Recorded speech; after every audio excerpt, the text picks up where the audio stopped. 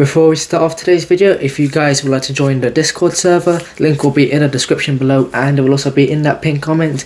If it has been more than 7 days, please use the latest video as that's one where the links will be working.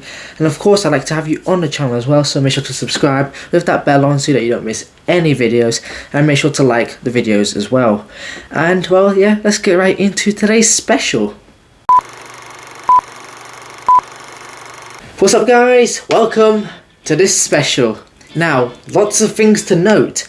Firstly, on the day this video is uploaded, it is July 19th, which means it is my birthday. But not only that, it's my 21st birthday, and that's obviously something special, so we're going to do something special.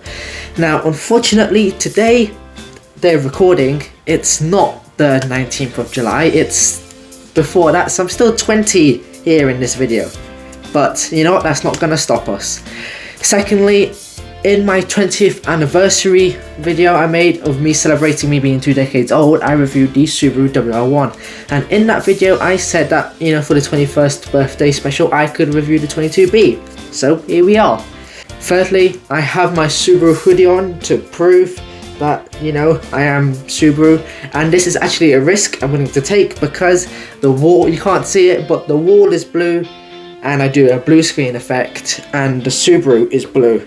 So if the blue screen effect on the software editing software senses this as that, then I'll be a bit hollow. Yeah. And fourthly, as it is my birthday, I know it's a bit cheeky to say, but you know, subscribing and joining the Discord server and even subscribing to my personal channel, link in the description, that would be like a present to me. So if you'd like to do that for my 21st birthday, well, there's links for you to join.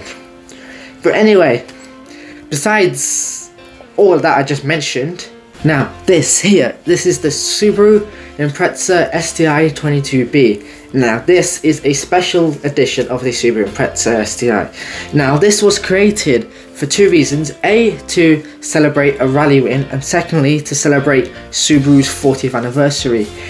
And this is a very, when I say very, I mean a very special limited edition, and very limited as well. I'll get to that in anything else, I'll just give you a hint, it's less than 500 units. But anyway, we are here to review as a 21st birthday special, so let's get right into it. Am I hollow? I don't know if I'm hollow. I have to wait until I'm editing. You'll know straight away though, from the beginning.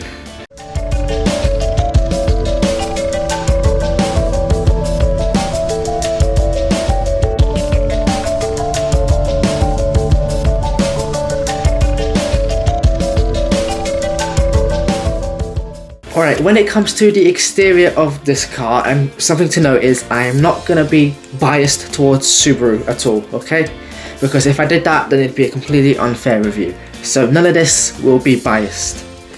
So, the front, it's a very mean looking car. I mean, this face is known as the mean eye, and it does look very mean because it's like his eyes are squinting and they're angry at you. And then that mesh grille, it kind of adds an angry effect, and you've got a big mouth at the bottom, so it's kind of like an angry looking at you. It's sharp as well, you know, you've got vents in the bonnet, you've got that big bonnet scoop, you know, you've got the fog light covers, which I don't think there are actually any fog lights behind those covers, and then you obviously got the indicators and stuff below that. So it is a very angry looking car. Now from the side, of course this is based on the coupe version of the Impreza. Now the Mark 1, which is what this is the only one that had the option to have a coupe body style. It had estate slash wagon, saloon slash sedan, and a coupe or coupe. All the others came as a saloon or as an estate only, or that hatchback that we all know. Now obviously because it's a coupe it's shorter, but obviously it looks better. So obviously it does look a bit plain, however you can see the bonnet scoop hanging out, you've got gold wheels, you can see it's quite low to the ground with body skirts and all that, and you've also got that big wing that just sticks out. And you know, it's just because, you know, it's got blue and you can see all those big things, and it, you know, it's a special and it's a sports car, it looks a bit angry as well. So it is a nice looking car. If it didn't have a big wing, big bonnet scoop, you know, gold wheels, it probably would look a bit bland. In fact, it would. Now, the rear of this car, it is a bit bland, if excluding all the special things, it's a bit bland, it's a bit flat. However, we do have a big wing, as you can see. We also have the 22B edition badge on there, and we also have some sort of strip that goes across, but we also have a big exhaust and a place to put your number plate, obviously, and then you've got your normal lights.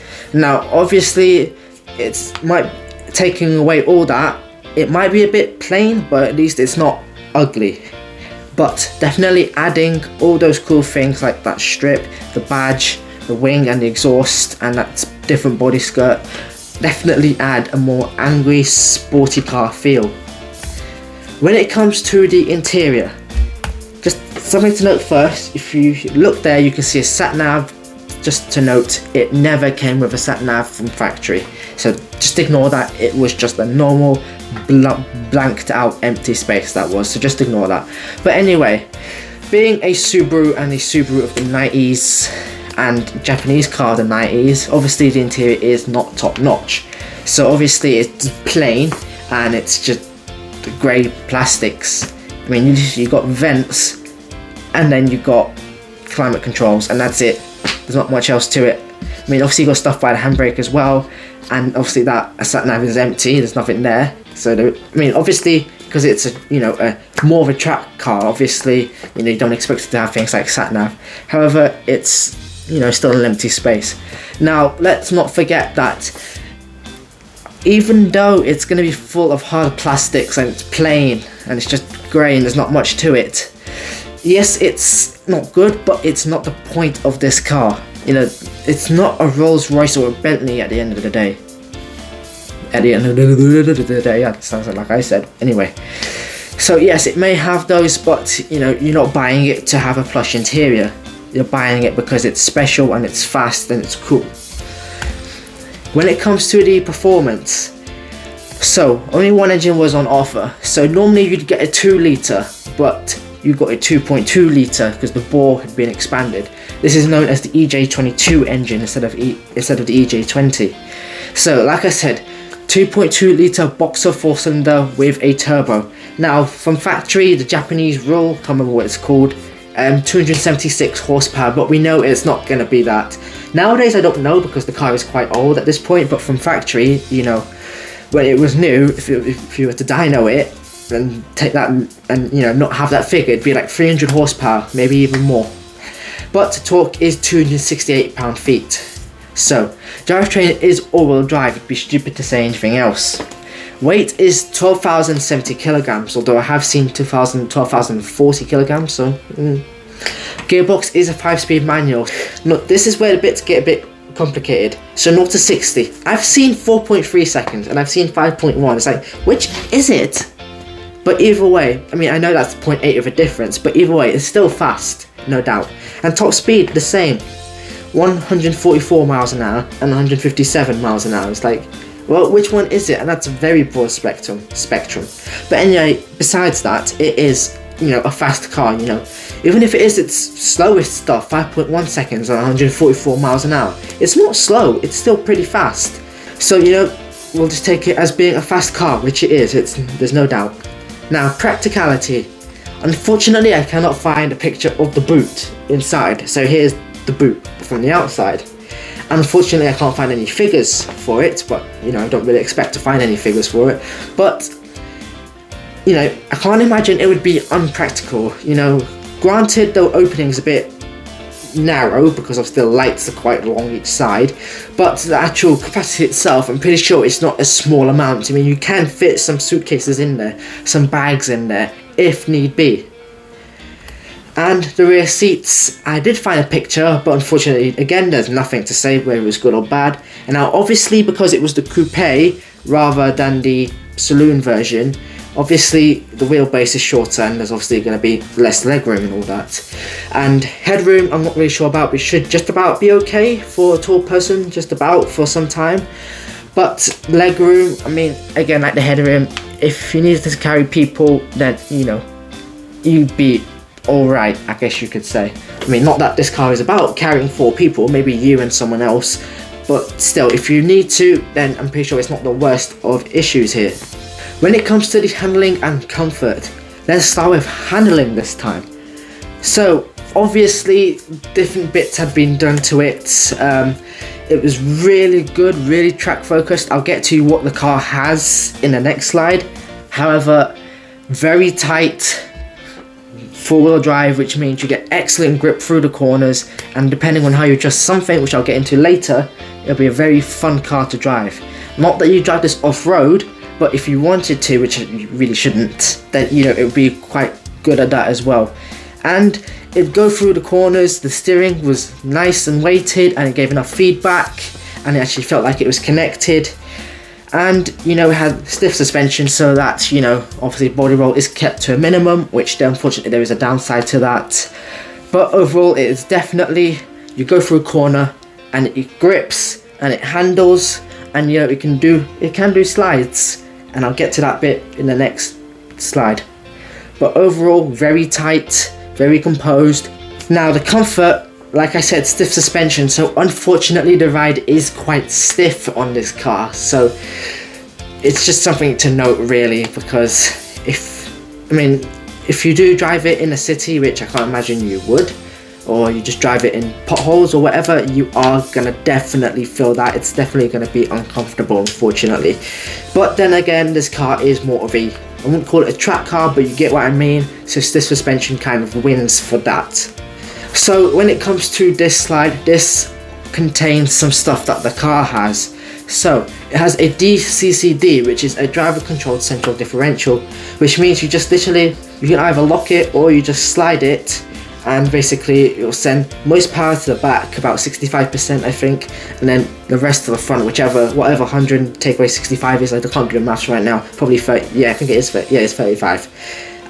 So like I said about going through the corners, if you did that, then because it's more rear drive biased, it could slide somewhat through the corners, which is a nice touch. Now the car doesn't have ABS.